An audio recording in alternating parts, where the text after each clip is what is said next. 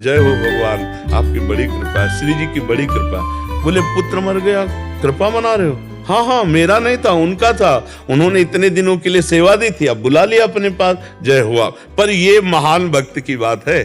साधारण में तो फिर ऐसा लगेगा कि एक ही पुत्र था और उसको भी ले लिया। दोनों तरह के हमने भक्त देखे हैं। एक बहुत अच्छे सुप्रीम कोर्ट के वकील हैं, तो सोचो कितनी संपत्ति होगी, और अकेला लड़का था और पधार गया।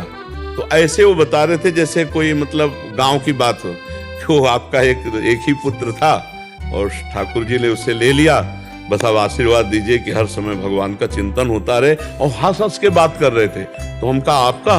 बोले जी वो शिष्य है। ऐसे ऐसे बात कर रहे थे मानो कोई दुख नहीं है। क्यों? क्योंकि वो समझ रहे हैं। और एक आए थे तो उन्होंने कहा हमारी अश्रद्धा हो गई है, वो तो केवल हम आपको बताने आए। तो कहा क्या? बोले हमारा नवीन बच्चा था, हमने कोई अपराध नहीं किया, ना बच्चे ने अपराध किया, भगवान ने उठा लिया। क्यों? हमारी अश्रद्धा हो गई। ये है नास्तिकता की जो अंदर कहीं ना कहीं रेखा थी, अब प्रतिकूलता आई और उसने अपना रूप रख लिया। नहीं भाई, यहाँ से जाना है, यहाँ से हमें देखो, भगवान सर्वसमर्थ हैं, लेकिन दशरथ जी की आयु पूरी हो गई, तो भगवान अपनी माताओं को वैधव्य से बचा सकते थे, भगवान ही है, लेकिन नहीं बचाया ना। पधार गए दशरथ जी, राम राम कहते हुए शरीर छोड़ दिया। भगवान जिनके पुत्र हैं तो बचा नहीं सकते थे। अरे कर तुम अकर तुम अन्यथा कर तुम, भगवान है, बचा। लेकिन भगवान वही विदा। देखो भगवान अवतरित हो रहे हैं मथुरा में, कहाँ? जहाँ देवकी वसुदेव हतुड़ियों में। अब इन पर विचार करना चाहिए कि हमारे तुम्हारे कर्म तो मतलब भोग, ये महापुरुष है, कहाँ जन्म ले रहे हैं भगवान? अब जब विचार परिस्थिति, अच्छा नवजात भगवान को तत्काल हटा देते हैं कंस के भय से, कैसा मतलब कितना बड़ा दुख का विषय। सोचो इंद्रनील मणि कांति मनोहर लाल जी को, जो अभी बालक प्रकट हुए हैं, उनको अभी हटाना है, बड़ा विचित्र ये सब। तो इस संसार में आने पर, अच्छा फिर इसके बाद वो इतना प्यार ब्रजवासियों से, यशोदा मैया नंद बाबा 11 वर्ष से प्रगट लीला में देखो तो चल दिए ना, लौट करके फिर मथुरा से चल दिए तो द्वारिका, और द्वारिका से परम ये दिखाया भगवान ने कि देखो ये मृत्यु लोक की ऐसी लीला है और ये सबको सहना पड़ेगा। इसीलिए अध्यात्म से जुड़कर हम इतने मजबूत बने कि हमें कोई दुख तोड़ ना पावे, कोई मोह, कोई अज्ञान, कोई राग हमें नहीं तो। अच्छा अब जैसे आपका दिमाग किस निगेटिव भाव में आ गया, कोई रक्षा नहीं करते। देखो इतना देर से हम भजन कर रहे हैं, एक माई थी, बोला सब छूट गया हमारा। हम तुलसी जी को जल चढ़ाती थी, शंकर जी को जल चढ़ाती, तो सोमवार व्रत रहती थी, हमारा पति मर गया, तो हमारी कहीं श्रद्धा नहीं रह गई। देखो श्रद्धा ना रहना ये तुम्हारे अज्ञान की बात है। पति का जाना उसका नियत राइट टाइम है। एक भी श्वास, कोई जैसे आप 50 वर्ष की कमाई में अरबों रुपया कमाया और आप कह दो कि ये अरबों रुपया नाम कर देंगे, एक श्वास बढ़ा दो तो एक श्वास भी आपकी प्लस नहीं होने वाली, पक्का समझो। और कोई लाख उपाय कर ले, एक श्वास भी माइनस नहीं होने वाली। रहुरे जीव निशंक, इसलिए निर्भय हो जाता है जब ज्ञान हो जाता है ना। अच्छा जाना तो सबको है, कोई तैयार हो रहा है, कोई जन्म ले रहा है, किसी का विमान तैयार हो रहा है, रस्सी से कसा जा रहा है, और किसी के यहाँ थालियां बज रही। ये भगवान का खेल चल रहा है। तो इसलिए हमें अपनी भक्ति को बहुत पुष्ट रखना है। हमारा जीवन भगवान के लिए है, हमारा परिवार भगवान का है। अब आना जाना तो इसमें लगा ही रहेगा।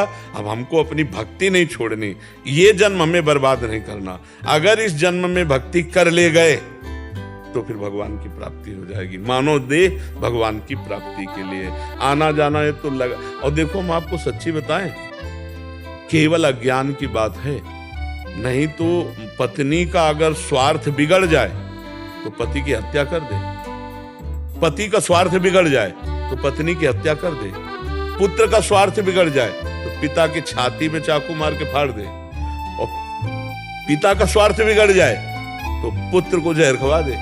ये आप सब देख रहे हैं ना चरित्र। और अगर भगवान समय से ले लिए तो तुम्हारी श्रद्धा जा रही हो, तुम ले लेते हो। तुम्हारे स्वार्थ बिगड़ जाए तो आप देखो ना, जरा संसार में फैल के देखो, भाई भाई को ट्रैक्टर से रौंद रहा है, मार डाला, भाई भाई को गोली से मार रहा है। ये सब स्वार्थ का खेल हो रहा है। अब हमारा स्वार्थ है, जब कोई मरे और उसके प्रति वो रो रहा हो तब गौर से शब्द सुनना, वो उसके लिए नहीं रो रहा है। वो कह रहा है आज तक जो हमने कहा सब, तो उसी छाती में हाथ मार, आज तक जो हमने कहा वो सब पूरा किया, अब कौन करेगा, इस बात के लिए रो रहा है। महाराज जी एक ऐड आती है पॉलिसी उसकी इंश्योरेंस की, तो वो पत्नी अपने पति तो कहती है तुमने इंश्योरेंस नहीं लिया तो मैं क्या करूंगी अब। अपने लिए रोता है, कोई किसी के लिए नहीं रोता। सही पूछला, अपने लिए रोता है, अपने स्वार्थ के लिए, अपनी ममता के लिए, अपनी वासना के लिए। तो थोड़ा भक्ति में उठो, थोड़ा ज्ञान में बनो। देखो भक्ति का रंग गुरु गोविंद सिंह के परिवार में देखो, बच्चे दीवाल में चुने जा रहे हैं, ना पिता टस से मस और ना जो चुने जा रहे हैं वो बच्चे टस से मस। तो हम भगवान की भक्ति करते हैं और अपनी मौत या किसी भी मौत से अगर बच्चा मर जाता है परिवार का सदस्य, तो हमारी श्रद्धा खत्म हो जाती है। और वहां वो महापुरुष चुने जा रहे हैं, वो अंतिम तक पूछ रहे हैं और अपने को चुनवा देते हैं, और वो भी टस से मस नहीं होते। महापुरुषों को कितना कष्ट दिया गया। आप पढ़ो गुरुजनों के, जो 10 गुरुजन है उनके चरित्र पढ़ के देखो, भारी से भारी कष्ट सहते हैं लेकिन धर्म से विचलित। हम कैसे भक्त हैं, छोटी छोटी बात में हमें भगवान से श्रद्धा हट जाती है। तो हमने समझा क्या अपनी भक्ति को, अभी खिलवाड़ समझा, अभी भक्ति का रंग नहीं आया है। तो हम ऐसे सुदृढ़ भक्त बने भगवान के चरणों का आश्रय लेकर, कि हम सब कुछ सह सके पर भगवान को न छोड़ें, क्योंकि आखिरी जन्म होना चाहिए। अब और ऐसा कलिकाल बढ़ेगा कि भजन साधन या सही मार्ग मिलना बड़ा कठिन, पाखंड का बोलबाला, धर्म शास्त्र के विरुद्ध आचरण, और वही उपदेष्टा वही सब बहुत। तो पढ़ लिख के विद्या थोड़ी है, तो अनुभव गम में भजें जय संता। जो आप पढ़े हो उसी को अपना साक्षात्कार करो पहले।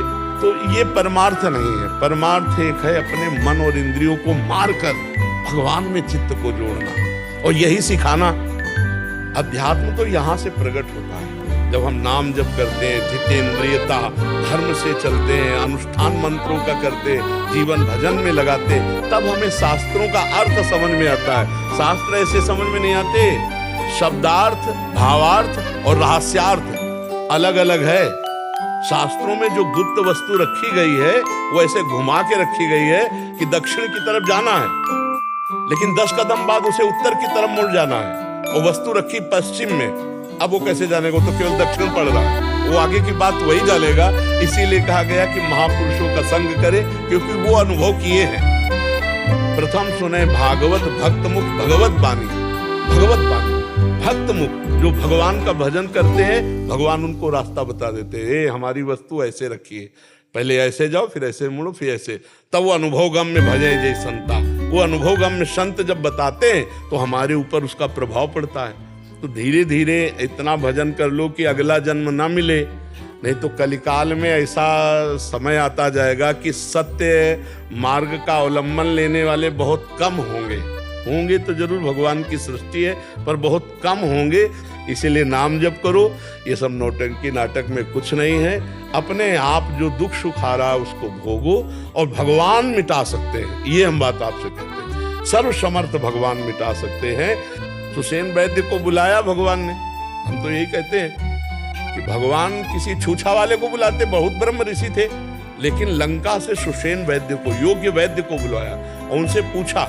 उन्होंने नाड़ी देखी और कहा कि अगर सुबह तक इनको औषधि मिल जाएगी, संजीवनी बूटी, तो ये जीवित रहेंगे, सुबह के बाद इनको कोई जीवित नहीं रह सकता। भगवान विकल थे, हनुमान जी महाराज संजीवनी बूटी न मिलने पर पूरा पहाड़ उखाड़ के लाए, और जब संजीवनी बूटी घोट के पिलाई तो लक्ष्मण जी जीवित हो गए। इससे भगवान इस चरित्र में दर्शाते हैं कि हमको सुयोग्य वैद्य का आश्रय लेना चाहिए, झाड़ फूक का नहीं। सुयोग्य वैद्य हमें औषधि देगा, डॉक्टर औषधि देगा, उससे रोग निवारण हो सकेगा। खूब नाम जप करो, भगवान से प्रार्थना करो, वो तुम्हें दुख सहने की सामर्थ्य दे। दुख मिटाने के लिए हम तो नहीं प्रार्थना करते, हम ये कहते हैं कि हमको दुख सहने की सामर्थ्य दो।